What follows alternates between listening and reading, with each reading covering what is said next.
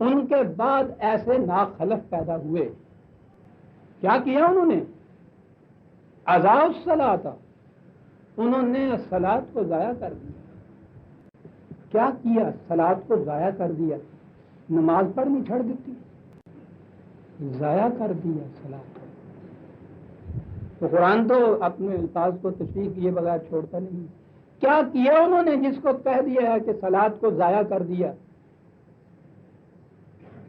معاف رکھیے گا، میرے بڑے برادر بزرگ ہیں جن کے لیے میں یہ کر رہا ہوں، ان کو کچھ معلوم ایسی جگہ بٹھائیے جہاں آواز سنائی دے، انہیں پنکھا بھی رکھ دیجیے، یہ ٹھیک ہے۔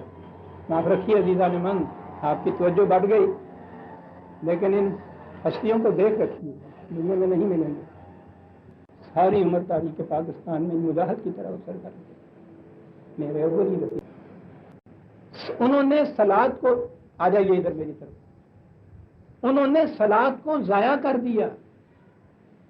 کیا کر دیا؟ کہا کیا کر دیا؟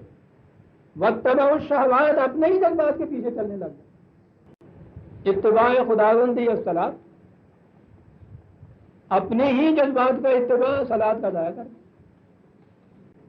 نتیجہ فسوف یلقون غیا، تباہی جن کے پیچھے لگی ہوئی ہے، ابھی آیا چاہتی ہے۔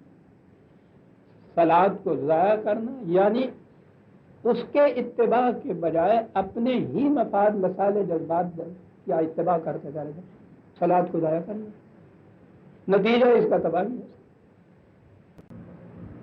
وہ ٹیسٹ سامنے آتا چلا جا رہا ہے نا قدم قدم کے اوپر کہ وہ کیا کہہ رہا ہے، کیا صلاۃ کیا ہے۔ اور میں سمجھتا ہوں کہ شاید آگے بڑھنے کی بھی ضرورت نہیں ہے، ابھی سمجھ میں بات آ جائے گی کہ الصلاۃ کس طرح سے وہ فحشاء اور منکر سے روک دیتی ہے۔ اتباع جذبات اپنا کیجیے تو فحشاء و منکر کے پیچھے چلتے چلے جائیے گا، جب اس کا اتباع نہیں اس کا اتباع کریے گا تو بات ہی ختم ہوگی سب سے۔ تو لیکن ابھی آئیں گے ہم کہ فحشاء و منکر کیا ہے قرآن کی روح سے، بات تو وہاں آئے گی۔ یہاں آ گیا کہ صلاۃ کا جو متضاد لفظ ہے اس کے مقابل میں جو لفظ ہے اینٹونیم جسے کہتے ہیں وہ اتباع جذبات، اپنی خواہشات کا اتباع کرنا اور خداوندی قاعدے کے اور اتباع کے مطابق چلتے رہنا، یہ الصلاۃ۔ یہ الصلاۃ جو ہے جب یہ نماز ہو گئی تو اس میں تو یہ ایک خاص وقت کے اوپر خاص رکعتیں، ارکان، تعدیل، اس کے اندر کچھ پڑھنا، یہی چیز ہے جو یہ ہو گئی۔ لیکن وہ یہ کہتا ہے کہ یہ کسی خاص وقت کے اوپر، اتنے وقت کے اوپر کچھ کرنے کی بات نہیں ہے۔ والذین یمسکون بالکتاب واقاموا الصلاۃ 7/170 کہا الکتاب، قرآن مجید کے ساتھ متمسک رہنا زندگی کے پورے دور میں، یہ ہے اقامت صلاۃ۔ وہ جو درمیان میں نے کہا تھا کہ گیپ نہیں ہونا چاہیے، یہاں لفظ تمسک کہا، تمسک ہوتا ہی ہے ایسا چپتے رہنا کسی چیز کے ساتھ، الکتاب کے ساتھ، الکتاب کے ساتھ تمسک اقامت صلاۃ، یہی ہے خدا کا اتباع۔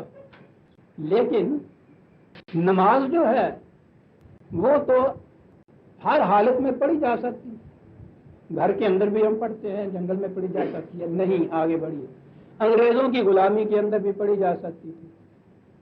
آج ہندوؤں کے ہاں بھارت میں جو مسلمان بستے ہیں نماز کی ان کو بھی اجازت ہے، وہ پڑھتے ہیں، اس کے لیے تو کوئی شرط نہیں۔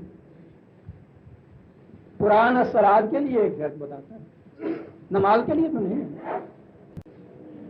اور سب سے بڑا اعلان جو غیر مسلم حکومت کرتی ہے وہ یہ ہوتی ہے کہ ہم ان کو نماز روزے کی اجازت دیتے ہیں، فریڈم ہے ورشپ کی، اس میں ہم کوئی دخل نہیں دیں گے۔ ساری دنیا میں یہ چیز، وہ جو چارٹر ہے آپ کے یہاں UN کا حقوق انسانیت کا، اس کے اندر بھی ایک شک ہے کہ ان کو نماز روزے کی اجازت ہوگی۔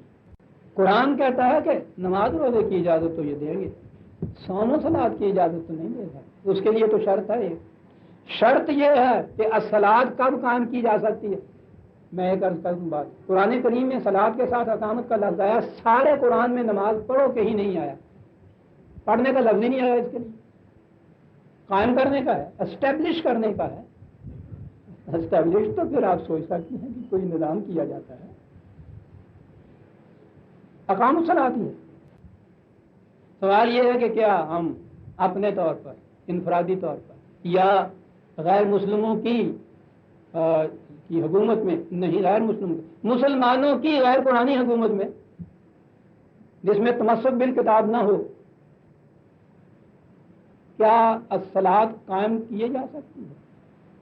نماز تو پڑھی جا سکتی، قرآن اس کے لیے ایک شرط قرار دیتا ہے، کہتا ہے کہ الذین مکناہم فی الارض اقاموا الصلاۃ وآتوا الزکاۃ وامروا بالمعروف ونہوا عن المنکر وللہ عاقبۃ الامور۔ کیا بات، 22/41 کہا کہ یہ جماعت، یہ امت جو پیدا ہو رہی ہے، اگر انہیں ملک میں تمکن حاصل ہو گیا، ان کی اپنی سورن گورنمنٹ قائم ہو گئی، تو پھر یہ ہے کہ یہ صلاح کے نظام کو قائم کرے، یہ تو مشروط ہے۔ یہ انفرادی طور پہ کچھ کر لینا تو ایک طرف عزیزان مان غیر قرآنی مملکت کے اندر بھی ممکن نہیں ہے، وہ خواہ اپنی مملکت مسلمان کی ہو یا غیر مسلم کی مملکت۔ اللہ زینا ان مکناہم فی الارض کو کہتے ہیں، انہیں جب تمکن حاصل ہوگا تو پھر یہ اقامت صلاۃ کریں گے۔ تو کوئی اقامت صلاۃ ایک ایسی چیز ہے جس کے لیے شرط ہے تمکن فی الارض۔ ضمناً یہ عرض کروں، اور کیونکہ برادر محترم بھی بیٹھے ہیں، تحریک پاکستان کے دوران میں ہم نے بڑی لڑائیاں لڑی تھی، سارا وقت اسی میں گزرا تھا۔ طلوع اسلام کے فائل اس زمانے کے شاہد ہیں، ادھر سے بڑے بڑے شیخ الحدیث تھے، شیخ التفسیر تھے، بزرگان محترم علماء کرام، مولانا حسین احمد مدنی، ابوالکلام آزاد، کفایت اللہ مولانا، بڑے بڑے جو یہ رہے، وہ اب تک مجھے یاد ہے طلوع اسلام میں یہ بات انہوں نے یہ دلیل دی تھی کہ تم بتاؤ وہ ہندو جو ہے اس کی ضمانت دیتا ہے کہ یہ انگریز چلے جانے کے بعد جو اپنی حکومت قائم ہوگی تو اس میں آپ لوگوں کو نماز روزہ جو ہے اس سب کی اجازت ہوگی۔ تو وہ کہتے تھے کہ اس کے بعد تم لوگ اپنی الگ آزاد مملکت کا مطالبہ کیوں کرتے ہو؟ یہی تو ہے اسلام، اس کی یہ اجازت دیتے ہیں۔ آج تک یاد ہے مجھے، میں نے لکھا تھا اس کے بعد کہ صاحب ذرا پھر اس قرآن کریم میں مہربانی کر کے تھوڑی سی تبدیلی کرا دیجئے یا کر دیجئے، تو بات تو آپ کا ہمارا جھگڑا مٹ جائے گا۔ اس لیے کہ وہ تو کہتا ہے کہ الذین مکناہم فی الارض اقاموا الصلاۃ، کہ انہیں جب اپنی آزاد مملکت ملے گی تو پھر یہ اقامت صلاۃ کر سکیں گے۔ آپ کہتے ہیں ہندو کی مملکت میں بھی یہ ہو سکتا ہے، تو یہ تو قرآن کے ساتھ جھگڑا ہے، ہمارے ساتھ نہیں ہے، ذرا اس معاملے کو صاف کر دیجئے، ختم ہو کے رہ گئے عزیزان ایمان۔ یہ چیز تھی جو علامہ اقبال نے کہی کہ ملا کو جو ہے ہند میں سجدے کی اجازت، نادان سمجھتا ہے کہ اسلام ہے آزاد۔ الذین مکناہم فی الارض اقاموا الصلاۃ، ان کی اپنی مملکت ہوگی تو پھر اقامت صلاۃ کر سکیں گے۔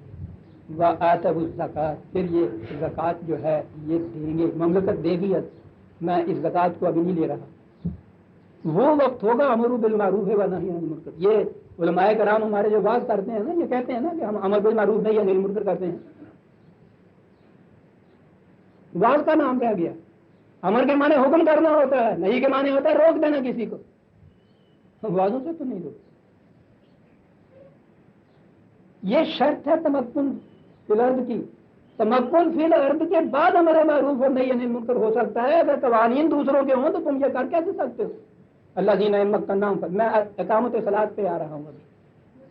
تمکن فی الارض ہوگا تو اقامت صلاۃ ہو سکے گی۔ نظر آیا کہ یہ کوئی ایسی چیز کی کا قائم کرنا ہے جس کے لیے اپنی آزاد مملکت کا ہونا لا ینفت ہے، اس کے بغیر ہو نہیں سکتا، تو نماز پڑھنا تو نہیں نہ ہوا یہ الذین مکناہم۔ اس سے بھی زیادہ تفصیل کے ساتھ عزیزان مان 24/55-56 بڑی اہم آیت ہے۔ وعد اللہ الذین آمنوا منکم وعملوا الصالحات لیستخلفنہم فی الارض کما استخلف الذین من قبلہم۔ یہاں جو پوچھا جائے کہ ایمان اور نیک عملی جو ہے، اچھے نیک کام کرنا، بھئی اس کا نتیجہ کیا ہوتا ہے، کیا ملتا ہے؟ کہ جی ثواب ملتا ہے سب کچھ۔ میں نے جب ایسا کہا تھا ان لوگوں سے، میں تو ان کی بات میں نے کہا تھا کہ صاحب یہ آپ لفظ ایک عربی زبان کا بول رہے ہیں، میں تو ایک پنجابی آدمی، میں نے پنجابی سمجھا دو ہوں کہ میرا ثواب ہوں اور یہ میری زبان میں سمجھائیے نا۔ بات ختم ہو جاتی ہے جی.